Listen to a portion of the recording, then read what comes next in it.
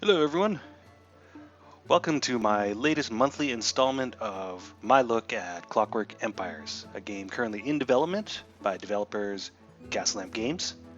It's in early access, and new stable releases are released. Okay, I should have found a better way to phrase that. Um, Monthly, approximately monthly, and this is the March update. This update has been entitled The Joy of Work. So what I'm going to do, as always, episode 1 of each series is going to be me looking at all the, basically all the stuff in the patch notes, all the new stuff that's changed between months, and then there will be a short series of episodes to follow, which will involve me starting a new colony and just playing it for a few episodes, just to get a feel of where the game is at. So here we are. This colony is this is a save that I've been playing for approximately 3 hours now. So the monthly stable release was released the Friday just passed, and it's now, well, it's so late on Saturday that it's actually Sunday now. So a couple of days ago now, and I've had a chance to give this patch its shakedown run. Pretty stable, quite a bit more stable than the previous release, I'll have to say. So the major changes. Wait a second. Hold that thought. 3 new immigrants. One thing I will mention right away is that new immigrants are automatically or no longer automatically assigned to workers. You'll see they go into the unassigned worker pool here for me to manually assign. This was a community. I'll put you in the military squad B, I think. This is a highly sought after request from the community. It used to be that your new immigrants would just get automatically assigned to the squad with the fewest workers, and so it's been reverted back because people wanted it that way. I've got a new overseer. Right. So the major public-facing changes in this patch can be broken into 3 categories, and actually the developers have broken it into those categories themselves in the patch notes. So I think I'm just going to skim over the stuff in the patch notes. Basically, the 3 categories are UI improvements, major changes to the farming systems. You know how I love to talk about the farming systems, and changes to the economy. I'm going to leave the farming systems for last, just because they're kind of involved. The other ones can be covered and demonstrated relatively quickly. So as you can probably tell just by looking at this, looking at the way the monitor looks now, the screen, I'm looking at a monitor, the UI has seen some substantial revisions. For one, the event ticker is now this big window in the top middle of the screen, where it used to be down in the bottom right, and of fixed size. Its default size is 1 line, so it'll show you the last thing that happened. But you can sort of semi-expand it to 3 lines, or you can fully expand it to however many lines this is, like 10 lines. I can't imagine playing this way because, again, it is kind of right in the middle of your screen. But if you need to scroll back to look at something, then you can fully expand it. Personally, I like to expand it to about 3. It doesn't get in the way, and it still gives you. It's still pretty informative. Another thing that's changed, obviously I can demonstrate here, are the notifications. So we see here we have a bandit raid notification and a pub notification, and you'll see both of them have countdown timers. When that timer expires, the notification just vanishes off the ticker. Also, the way you look at events has been inverted. So it used to be that left click would expand to give you details and right click would dismiss, and now did I do that right? That was a left click. Oh, I have 5 bandits incoming. I'm going to. I have the option to defend, to intimidate them. I'm just going to defend. Well, like 7 soldiers running around in here. It's chaos. Oh, Owen Bronzehook is. Oh. I'm trying to explain things to the viewers. Jerk colonists. Okay, so yes. It's right click to expand on an event, and a left click to dismiss an alert. And there's a script error. So something went wrong with the scripting. Let's just overlook that for now. I'm just trying to do an explanatory patch note reading. Oh, I do want this gun though. Yeah, and so that's what the new the alert icons look like. First of all, they pop up on the left edge of the screen instead of the right. And again, there's no event ticker.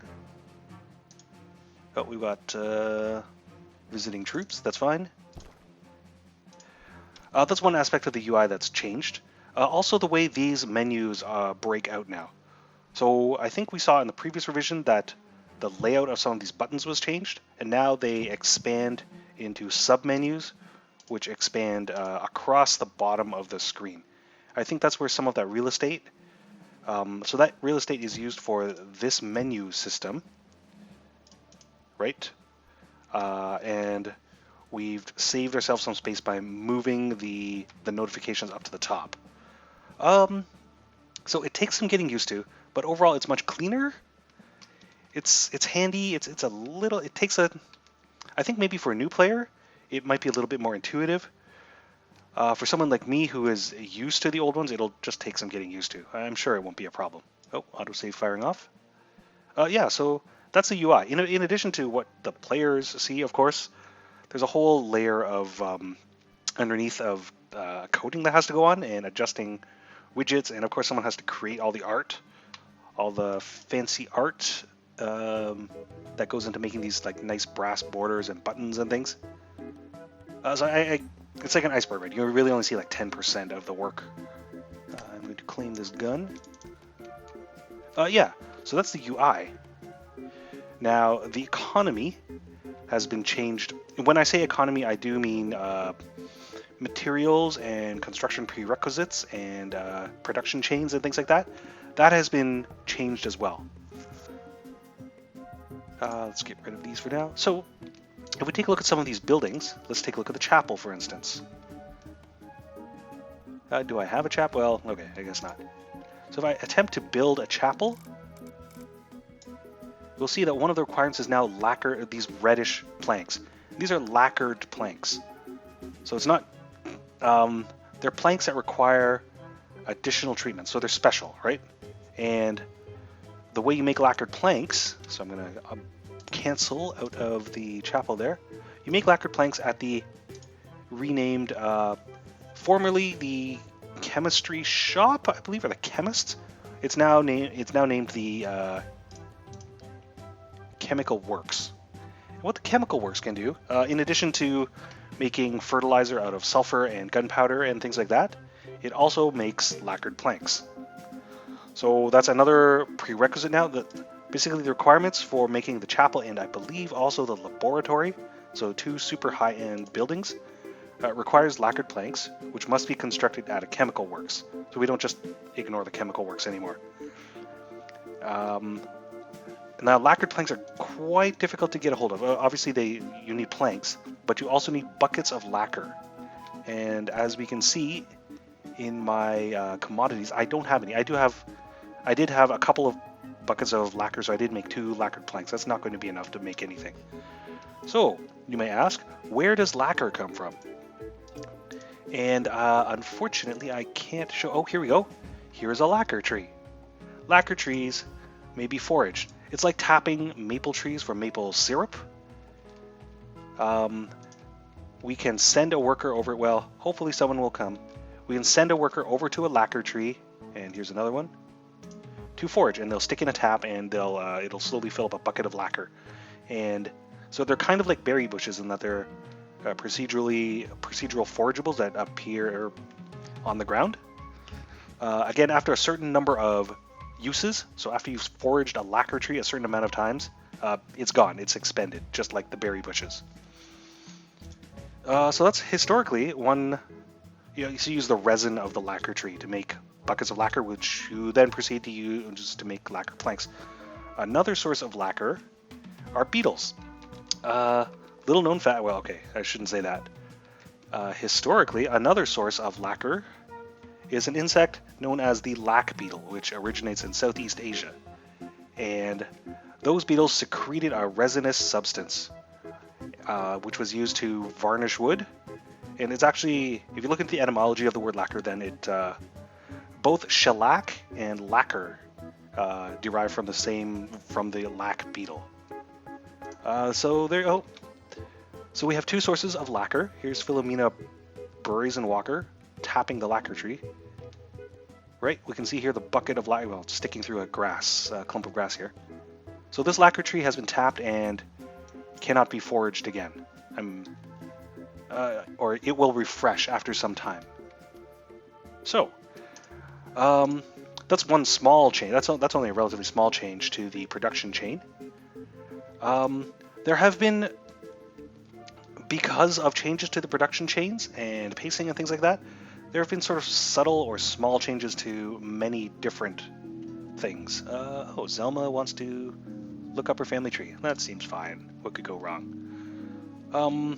And I don't. It's not really ideal for me to go over every single little change here, given that most changes to construction prerequisites just appear as the materials you'll need to build a thing appear as ingredients when you mouse over them. So you could conceivably take a look for those yourself.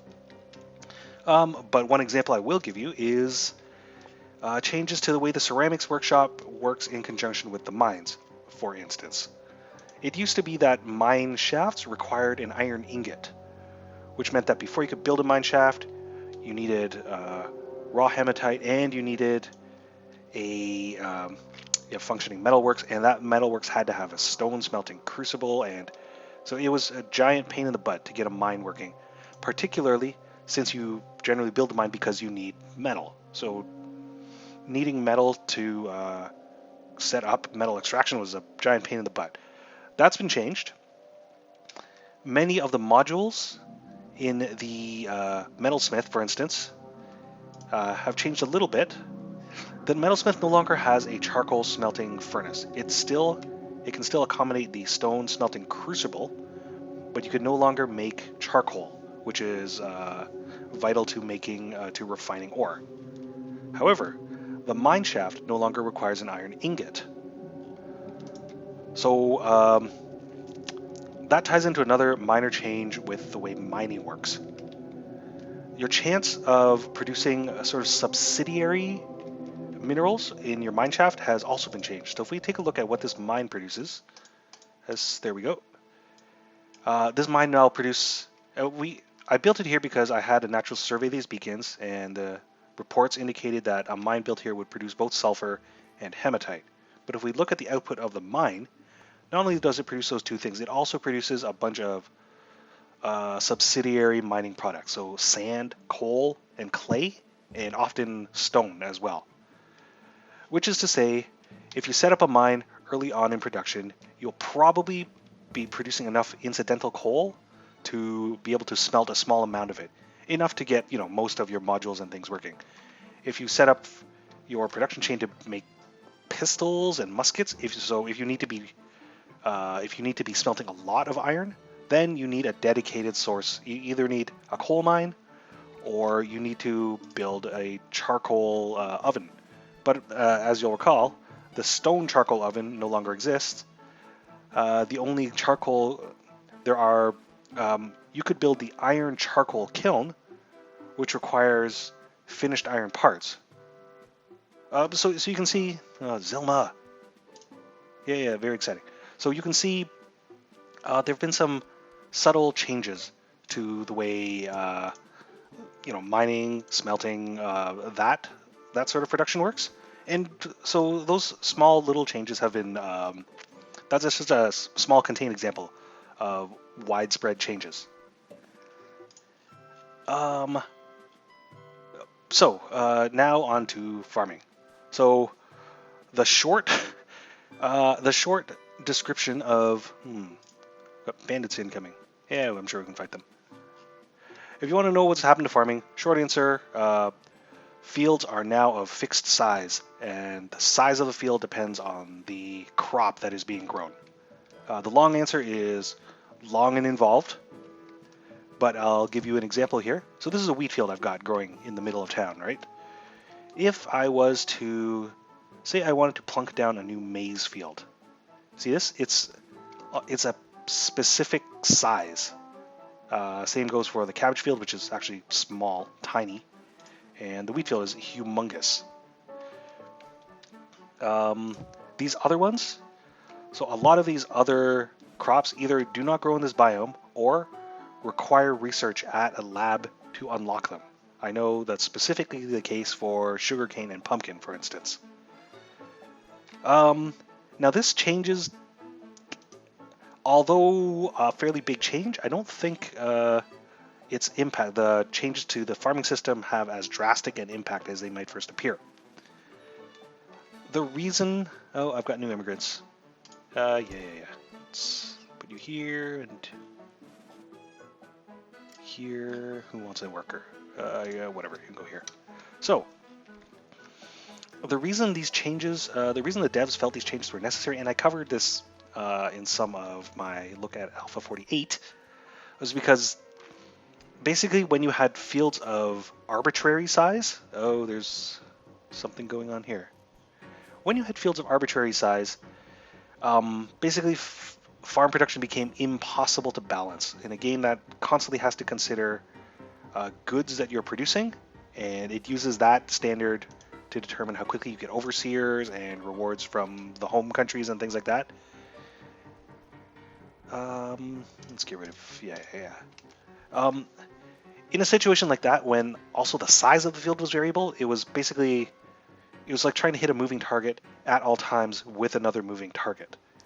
It became impossible to balance, and also basically a deep comprehension of the way that system worked was basically well nigh impossible for a new player. It was unintuitive and overly complicated.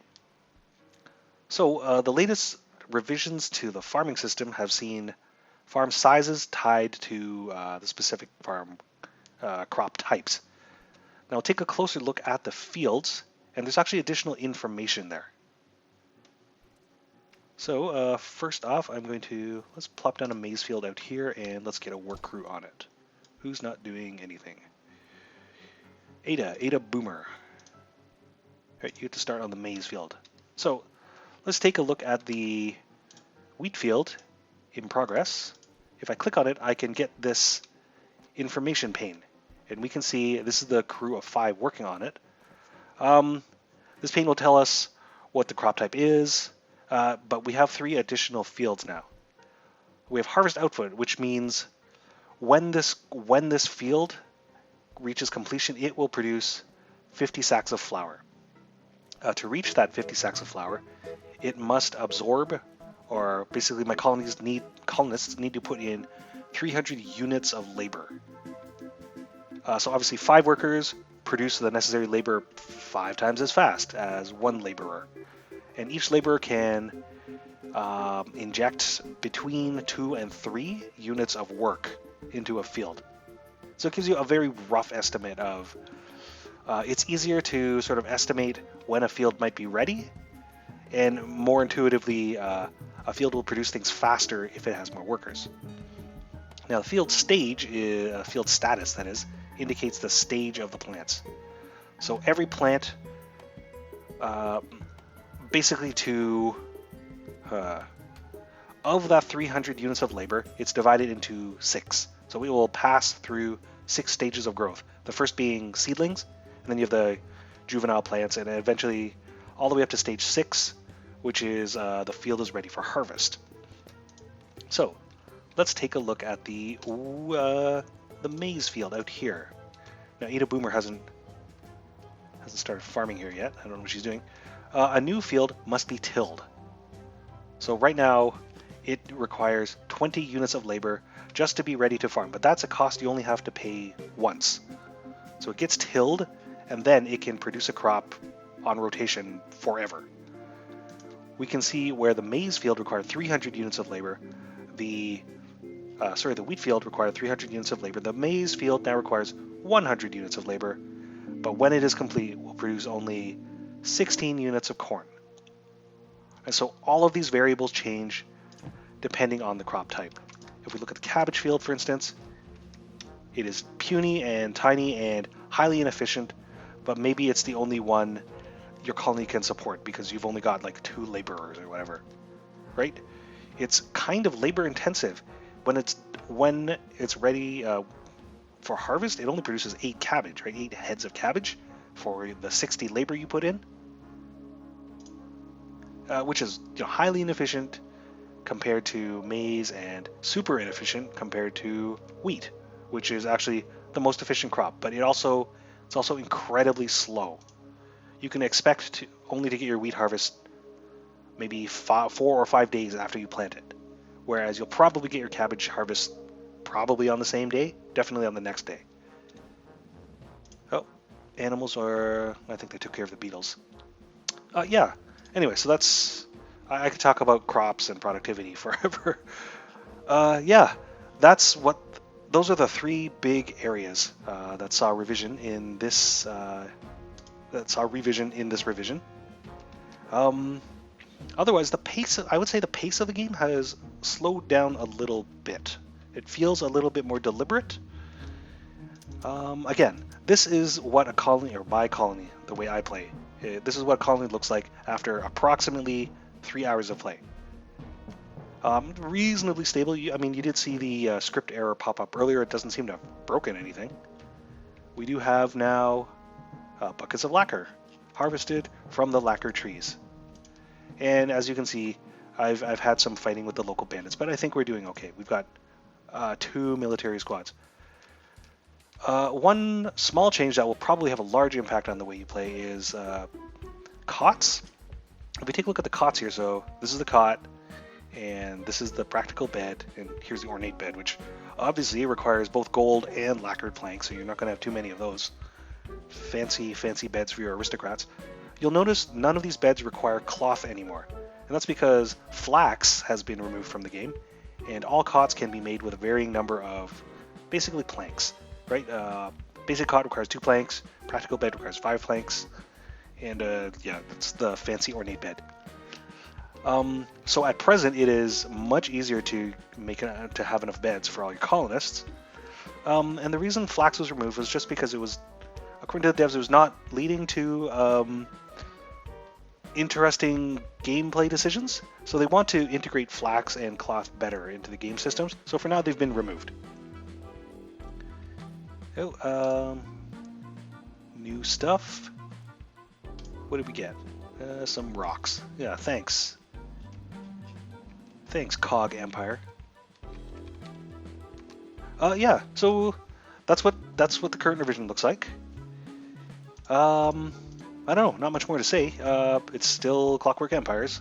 If you like handlebar mustaches and red coats and Britishisms, this is your game. So from this point forward, of course, I'm going to be doing a Let's Play, which typically runs a few episodes. As I always do, if you're interested in having your name, having one of the overseers or one of the regular laborers named after you, please indicate to me in the comments. Just leave me a comment with the name you'd like to leave. That's always fun. We take bets on who goes crazy first. Otherwise, well, that's pretty much Alpha 49 in a nutshell. There's probably some other little subtle stuff I'll cover during the playthrough. Otherwise, thanks very much for watching this one. My name is Alfred. Again, the game is Clockwork Empires. It's in early access, being developed by Gaslamp Games. They publish these stable releases once a month, but they do publish experimental releases in the weeks between the stable releases.